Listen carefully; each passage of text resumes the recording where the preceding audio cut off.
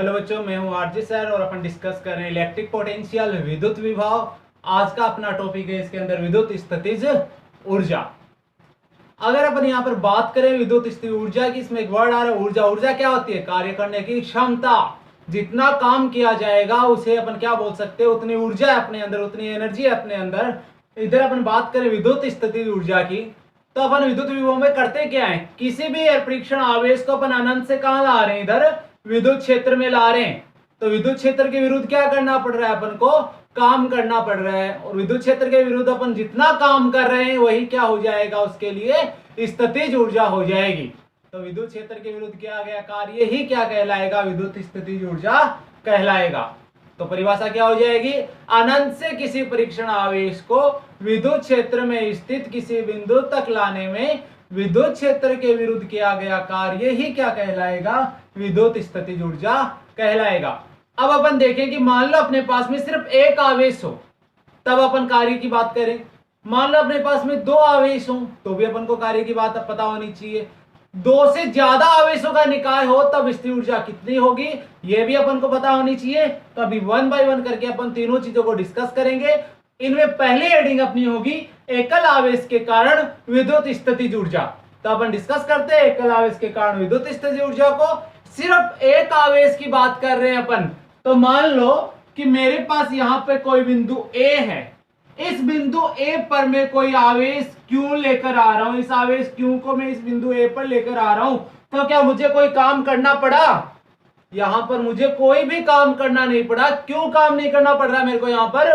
क्योंकि यहां पहले से प्रारंभ में यहां पर कोई आवेश नहीं है। पहले अगर यहां पे कोई आवेश नहीं है तो अपन आराम से यहां आ सकते हैं।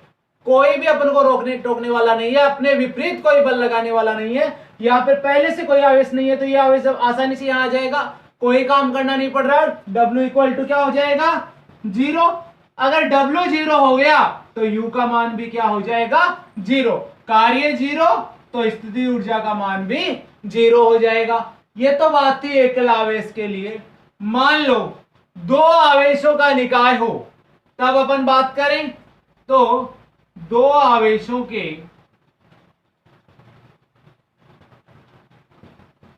निकाय की स्थितिज ऊर्जा। अगर एक की जगह दो आवेश उपस्थित हो अपने पास में, जैसे मैं अपने यहां पर ले लेते हैं बिंदु ए, यहां ले लेते हैं बिंदु बी। इस बिंदु ए पर मैं यहां अनंत से कोई आवेश Q1 लेकर आ रहा हूं। ये लो भाई, Q1 आवेश लेकर आ रहे कहां से? अनंत से। तो बिंदु ए तक आने में अपन को काम करना पड़ा क्या? बिंदु ए तक आने में अपन को कोई भी काम नहीं करना पड़ेगा। अगर अपन को कोई भी काम करना नहीं पड़ रहा, क्योंकि यहाँ पहले से आवेश है क्या? पहले से कोई आवेश नहीं है, तो यहाँ पे कोई विभव नहीं होगा। विभव नहीं होगा तो अपन विपरीत कोई बल नहीं लगाएगा, तो कार्य किया गया 0। अगर W1 0 हो गया तो U1 का मान भी क्या हो जाएगा? यहां पर 0 हो जाएगा। तो आवेश Q1 कहां आ गया? बिंदु ए पर। लेकिन जैसे ही यहां पर बिंदु ए पर आवेश Q1 आएगा, बिंदु बी पर विभव किसके कारण आ जाएगा? Q1 के कारण। तो यहां पर अपन दिखा देते हैं इन दोनों के बीच की दूरी क्या हो जाएगी? R12। दूसरा आवेश अपन ले लेते हैं यहां अनंत पे Q2। अब इस Q2 आवेश को मैं बिंदु बी पर लाऊं तो यहां पहले से आवेश है, Q1 आवेश ले आए थे अपने यहां पे, तो Q1 के कारण विभव होगा कहां पर? बिंदु बी पर। तो आवेश Q1 के कारण बिंदु बी पर विभव। आवेश Q1 के कारण बिंदु बी पर कितना विभव हो जाएगा? और बिंदु आवेश के कारण विभव क्या होता है? KQ/R। तो यहां पर भी क्या हो जाएगा? V equal to K। Q1 आवेश के कारण था तो R12 हो जाएगा। अब अपन क्या कर रहे हैं? आवेश Q2 को अनंत से बिंदु B पर ला रहे हैं, तो कितना काम करना पड़ेगा? वही क्या हो जाएगी? अपनी स्थितिज ऊर्जा हो जाएगी। तो आवेश Q2 को अनंत से बिंदु B पर B तक लाने में किया गया कार्य कितना कार्य किया जाएगा, V बराबर क्या होता है W अपॉन Q, तो W बराबर क्या हो जाएगा V इंटू Q। तो अपने पास में V कितना है इधर KQ1 अपॉन R12, तो W2 बराबर क्या हो जाएगा KQ1 अपॉन R12, और साथ में क्या है अपने पास में Q2 आवेश ला रहे हैं अपन, तो W2 का मान अपने पास में कितना हो जाएगा KQ1 Q2 अपॉन R12। तो बिंदु B पर स्थिर ऊर्जा कितनी हो जाए, वो किया गया कार्य कितना हो जाएगा W2 बराबर KQ1 Q2 अपॉन R12, और ये किया गया कार्य ही किसके बराबर हो जाएगा, स्थितिज ऊर्जा के U2 के बराबर हो जाएगा। तो इस पूरे निकाय की स्थितिज ऊर्जा कितनी हो जाएगी, कुल स्थितिज ऊर्जा की बात करेंगे तो कुल स्थितिज ऊर्जा U बराबर U1 प्लस U2। तो कुल स्थितिज ऊर्जा और कुल स्थितिज ऊर्जा U बराबर U1 प्लस U2, तो U बराबर U1 का मान 0 आया था अपने पास में, U2 कितना आया है KQ1 Q2 अपॉन R12, तो U बराबर क्या हो जाएगा KQ1 Q2 अपॉन R12। तो दो आवेशों के निकाय के कारण स्थिर ऊर्जा का कितना मान आया अपने पास में U बराबर KQ1 Q2 अपॉन R12। तो ये बात थी एक आवेश के निकाय के कारण स्थिर ऊर्जा की। उसके बाद में अपन ने डिस्कस किया है दो आवेशों के निकाय के कारण स्थिर ऊर्जा। अभी अपन डिस्कस करेंगे दो से अधिक आवेशों के निकाय के कारण विद्युत स्थितिज ऊर्जा। तो देखते हैं अपन दो से ज्यादा अगर आवेश उपस्थित हो तो स्थितिज ऊर्जा का मान कितना आएगा।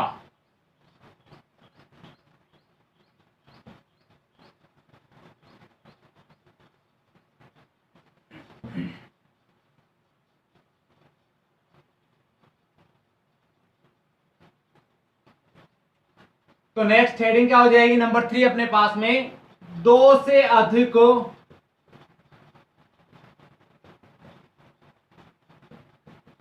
आवेशों के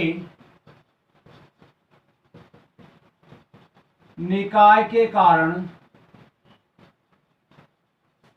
विद्युत स्थितिज ऊर्जा।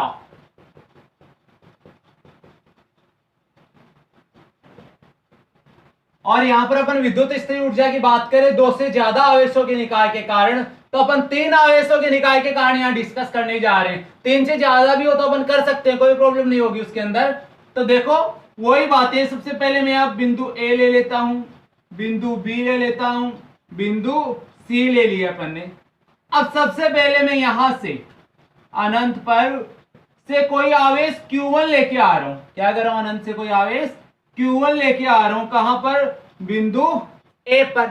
बिंदु A पर मैं आवेश Q1 ला रहा हूं, तो प्रारंभ में अपन को किया गया कार्य क्या हो जाएगा 0, क्योंकि बिंदु A पर कोई भी आवेश नहीं है। अगर किया गया कार्य 0 है तो U1 का मान भी क्या हो जाएगा 0 हो जाएगा। ये हो जाएगी दूरी R12। अब अनंत से अपन क्या कर रहे हैं, कोई आवेश Q2 ला रहे हैं बिंदु B पर। तो बिंदु B पर विभव होगा किसके कारण, आवेश Q1 के कारण। तो आवेश Q1 के कारण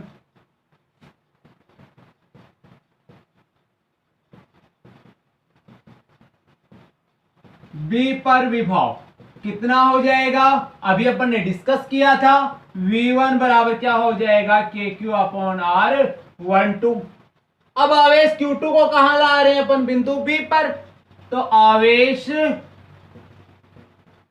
Q2 को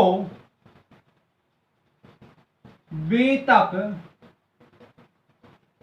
लाने में किया गया कार्य, कितना कार्य किया जाएगा W2, और W2 का मान क्या आया था अपने पास में Q2 इंटू V, और V का मान क्या है V1 है अपने पास में यहां पर।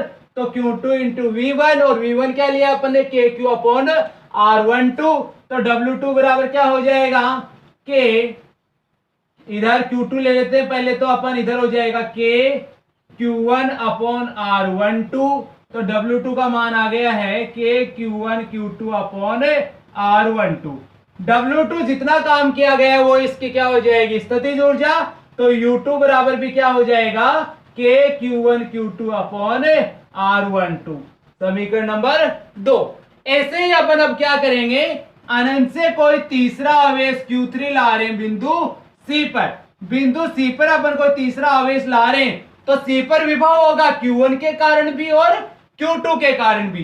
तो यहां से यहां तक की दूरी अपन ले लेते हैं R13 और ये हो जाएगी R23।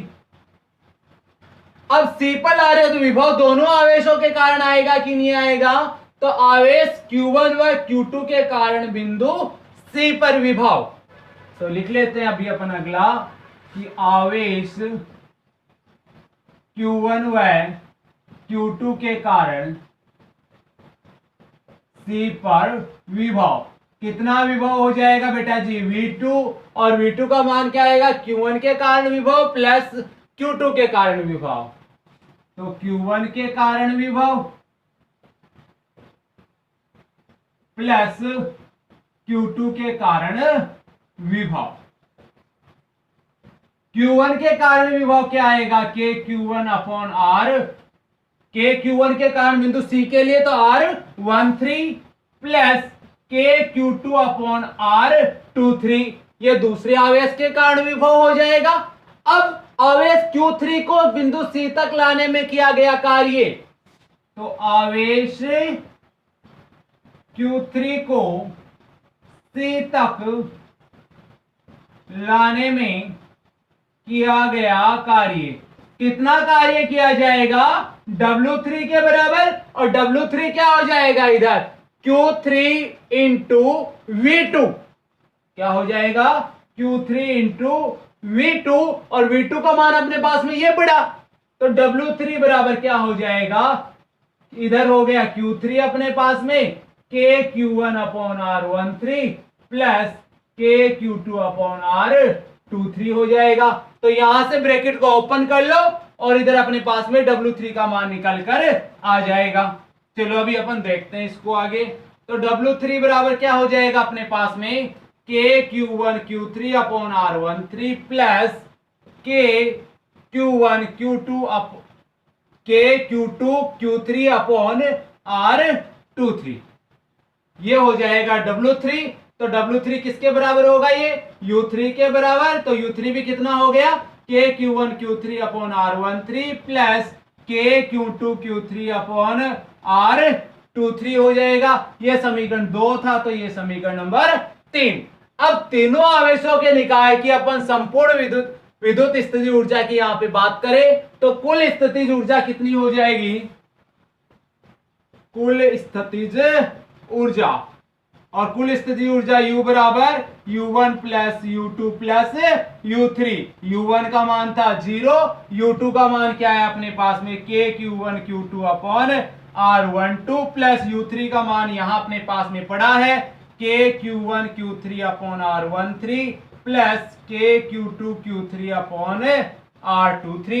0 को ऐड करो या ना करो कोई फर्क नहीं पड़ना। तो U बराबर कितना आ जाएगा अपने पास में KQ1 Q2 upon R12 plus KQ1 Q3 upon R13 plus KQ2 Q3 upon R23। तो ये थी अपने पास में तीन आवेशों के निकाय के कारण कुल स्थितिज ऊर्जा का मान। अपन ने क्या क्या डिस्कस किया आज के चैप्टर, आज के टॉपिक में। यहाँ पर विद्युत स्थितिज ऊर्जा क्या है, अनंत से किसी आवेश को विद्युत क्षेत्र में लाने के लिए किया गया कार्य ही क्या कहलाएगा, स्थितिज ऊर्जा कहलाएगी इसकी। एक आवेश के कारण अपन ने देखा किया गया कार्य 0 होता है। क्यों होता है 0 वहां पर, क्योंकि पहले वहां कोई आवेश उपस्थित नहीं होता, तो कोई भी काम करना नहीं पड़ेगा। अगर कोई भी काम करना नहीं पड़ रहा वहां पर तो स्थितिज ऊर्जा का मान 0 हो गया। दो आवेशों के निकाय के कारण विद्युत स्थितिज ऊर्जा का मान अपने पास में आया था KQ1, इधर ये ले लो KQ1 Q2 अपॉन R12। तीन आवेशों के निकाय के कारण स्थितिज ऊर्जा का मान अपने पास में आया है KQ1 Q2 upon R12 plus KQ1 Q3 upon R13 plus KQ2 Q3 upon R23। Next lecture में अपन डिस्कस करेंगे, आगे इसी चैप्टर को कंटिन्यू करेंगे। तो तब तक के लिए जुड़े रहिए, पढ़ते रहिए। थैंक यू, जय हिंद।